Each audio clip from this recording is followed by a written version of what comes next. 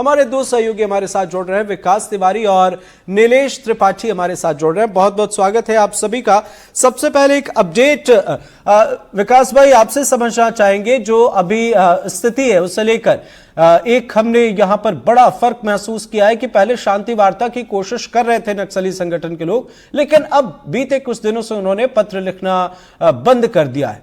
तो क्या कैसे स्थिति है वहां पर, क्या कुछ चीज आप देख रहे हैं? एक अपडेट देखिए, जिस तरह से केंद्रीय गृह मंत्री ने जब छत्तीसगढ़ में बीजेपी की सरकार नहीं थी तो उन्होंने बार बार अपने चुनावी भाषण में दावा किया था कि जो छत्तीसगढ़ की सबसे बड़ी समस्या मानी जाती है, पूर्व प्रधानमंत्री मनमोहन सिंह ने भी इसे सबसे बड़ी आंतरिक समस्या माना था, माओवाद को, उसे जैसे ही अगर छत्तीसगढ़ में बीजेपी की सरकार बनेगी तो सबसे पहले उसको समाप्त किया जाएगा, ये दावा किया था। छत्तीसगढ़ में सरकार भी बनी बीजेपी की। नो डाउट 2024-2025 में माओवादियों के खिलाफ इस तरह से ऐतिहासिक ऑपरेशन किए गए कि जिसमें 217 माओवादी 2024 में मारे गए और लगभग अब 250 के आसपास की संख्या 2025 में भी पहुंच रही है। और यहाँ तक कि उनका जो शीर्ष माओवादी नेता है, जो पूरे दंडकारण में अब तक ऐतिहासिक विजय है जवानों की, कि उन्होंने उनके महासचिव को भी मार गिराया, ये अपने आप में एक ऐतिहासिक सफलता मिली है। और इस दरमियान ये देखने को भी मिला कि सरकार ने जो दावा किया था कहीं ना कहीं अब उसके करीब पहुंचती दिख रही है। इस बीच जब 2024 और 25 में ऐतिहासिक तरीके से जवानों ने ऑपरेशन करना शुरू किया, माओवादियों को उनके उस इलाके में जाकर नुकसान पहुंचाया जिस इलाके में माओवादी हमेशा अपने आप को सबसे ज्यादा सुरक्षित माना करते थे। स्थिति ये हो गई कि बीते दिनों अगर आपको याद हो, कर्रे गुट्टा की पहाड़ियों में सबसे बड़ा ऑपरेशन चला, वो उनका आखिरी सबसे सुरक्षित पनाहगाह था जिसे माओवादियों के चंगुल से जवानों ने छुड़ा लिया। ऐसे समय में माओवादियों ने दूसरी तरकीब अपनाना शुरू की और उन्होंने शांति वार्ता को लेकर पर्चा जारी करना शुरू किया। आपने देखा होगा, सबसे पहले अभय, फिर रुपेश, इन्होंने लगातार सरकार से बातचीत को लेकर अपनी तरफ से पहल करने की शुरुआत की। आपको ये भी याद होगा, जब छत्तीसगढ़ में बीजेपी की सरकार बनी तो छत्तीसगढ़ के जो गृह मंत्री रहे विजय शर्मा जी, उन्होंने इस बात का अपने बयान में कई बार कहा कि अगर माओवादी सामने आकर बातचीत नहीं कर सकते हैं तो वीडियो कॉल के माध्यम से भी सरकार उनसे बातचीत करने को तैयार है। लेकिन माओवादियों ने अपनी तरफ से कोई भी पत्र नहीं जारी किया। लेकिन जब उनका नुकसान ज्यादा होने लगा, जब उन्हें लगने लगा कि अब सरकार उन पर बहुत ज्यादा आक्रामक हो रही है, तब उन्होंने शांति वार्ता को लेकर पर्चा जारी करना शुरू किया।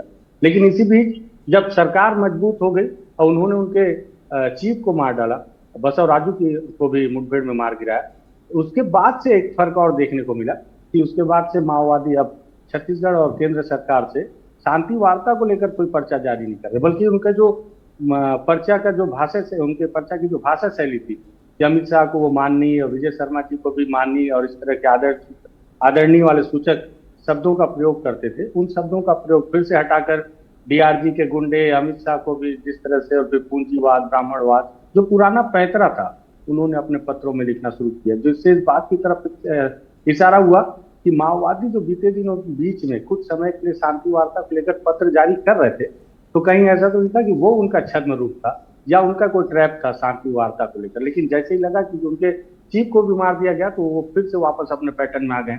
आप देखें, बीते दिनों लगातार उनके द्वारा जो है मुखबिर के शक में हत्याएं की जा रही हैं। जो दिनेश मोडियामी जो एक सरेंडर्ड माओवादी, उसके 3 परिवार वालों को, जिसमें 13 साल का एक स्टूडेंट भी है, उसकी भी निर्ममता से हत्या की गई। आईडी बम लगातार लगाए जा रहे हैं, जिसमें सुकमा में एडिशनल एसपी तक की मौत हो गई। तो वो पुराना पैटर्न वो फिर से अपनाने पर शुरू हो गया और ऐसा लगता है कि वो जो शांति वार्ता थी वो कहीं ना कहीं एक क्षण था उनके द्वारा किया जाता। बिल्कुल नथानियल साहब, एक बड़ा सवाल है, जैसा हमारे सहयोगी विकास जी ने बताया कि क्या कुछ चीजें यहाँ पर चल रही हैं। आपसे ये समझना चाहेंगे कि क्या आपको भी लगता है, निश्चित तौर पर हमें नक्सली मोर्चे पर बड़ी सफलता मिली है, सुरक्षा बल के जवानों को, सरकार को, हम सभी को, लेकिन क्या नक्सली फिर से एक्टिव होने लगे हैं? क्या वजह है कि वे अब इससे पहले जो शांति वार्ता की कोशिश उनकी तरफ से की जा रही थी, अब वो चीजें नजर नहीं आती? आपके सब दर्शकों को मेरा नमस्कार। अभी ये है कि इनको पता है कि ये ज़्यादा दिन टिक नहीं सकते और इनके लिए काफ़ी खतरा है हर जगह। और क्योंकि काफ़ी इनके लोग मारे गए हैं, इनका जो लीडर थे बसवराज, वो ही मारे गए हैं, और जहाँ पर अबूझमाड़ में पहले इनका पूरा कब्जा था वहाँ से भी हटा दिए गए हैं। तो अब इनको जो है सिर्फ दहशत फैलाकर ही कोशिश कर रहे हैं कि लोगों के बीच में ऐसे कोई मैसेज ना जाए कि ये खत्म हो गए हैं करके। बिल्कुल। तो दहशत इसलिए फैला रहे हैं ताकि ये साबित करें वहाँ के लोगों को, गांव वालों को, कि हम अब भी मौजूद हैं और हम अब भी कुछ ना कुछ कर सकते हैं। और इसमें यह है कि ये ज़्यादातर आईईडीज़ की इसलिए प्रयोग करते हैं क्योंकि आईईडीज़ में इनका कोई नुकसान ज़्यादा नहीं होता। आईडी लगा के ये कहीं दूर से उसको रिमोट से उड़ा देते हैं और नुकसान पहुंचाते हैं सिक्योरिटी फोर्सेस को। या आईडीज ऐसे हैं जिसमें किसी के पैर रखने पर वो दब जाता है तो आईडी ब्लास्ट हो जाता है। तो इस तरीके का ही ये टैक्टिक्स अपना रहे हैं। इससे पहले तो ये काफ़ी तादाद में अटैक वगैरह करते थे, एम्बुश करते थे और काफ़ी तादाद में घेर भी लेते थे सिक्योरिटी फोर्सेस को। अब इनके पास उतनी तादाद है नहीं और इसीलिए क्योंकि ये खुद अपनी जान को भी बचाना चाहते हैं, आईडी ज़्यादा ज़्यादा इस्तेमाल करने की कोशिश करते हैं और लोगों के बीच में ये मैसेज पहुंचाना चाह रहे हैं कि अभी भी हम लोग बिल्कुल चालू हैं, हम लोग ख़त्म नहीं हुए नक्सलाइट्स। और उस दहशत से लोगों को डरा के रख रहे हैं और अपना काम करवा रहे हैं ताकि लोग जो हैं इंफॉर्मेशन सिक्योरिटी फोर्सेस को ना दें। जब से अबूझमाड़ में सिक्योरिटी फोर्सेस का कब्जा हो गया है, इंफॉर्मेशन काफ़ी आने लगी है सिक्योरिटी फोर्सेस को, जिसके आधार पे ऑपरेशन किए जा रहे हैं और कई इनके मारे भी जा रहे हैं।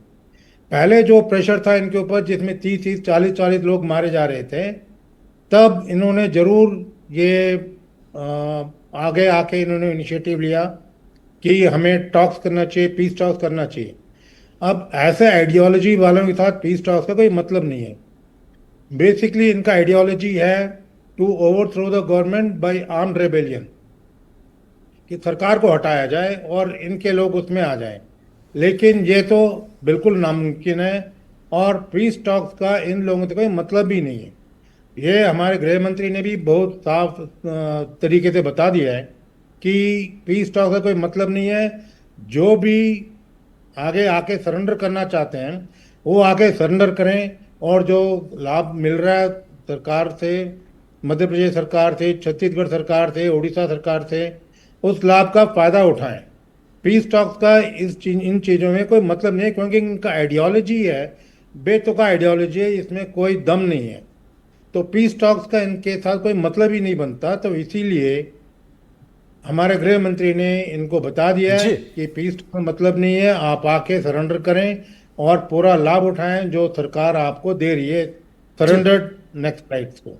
लेकिन बड़ा तो सवाल ये ये है ना सर कि इससे पहले ये पत्र लिखा करते थे, अब नहीं लिख रहे। तो क्या एक नक्सली अपने मुमकिन सीमाओं को नहीं समझ रहे हैं या समझ रहे हैं, इसके पीछे कुछ रणनीति है? आएंगे इन तमाम सवालों को लेकर मनीष जी आपके पास भी, लेकिन उससे पहले एक अपडेट। सहयोगी नीलेश जी हमारे साथ जुड़े हुए। नीलेश, एक बड़ा सवाल यह कि मुखबिरी के शक में लोगों को मारना, मुख्यधारा से जुड़ने वाले ग्रामीणों को परेशान करना, एक फिर से वापस अपने खौफ को दिखाने की जो कोशिश है, ये किस तरफ इशारा करती है? इससे अगर हम जमीनी स्तर पर देखें तो क्या कोई इंपैक्ट आप देखते हैं, कोई बदलाव आप देखते हैं बीते दिनों के मुकाबले? देखिए, पहले भी जो जिक्र होता रहा है और अभी भी कि जब नक्सली अगर अपनी ताकत दिखाना चाहेंगे, नक्सली अगर ये इस बात का एहसास दिलाना चाहेंगे कि वो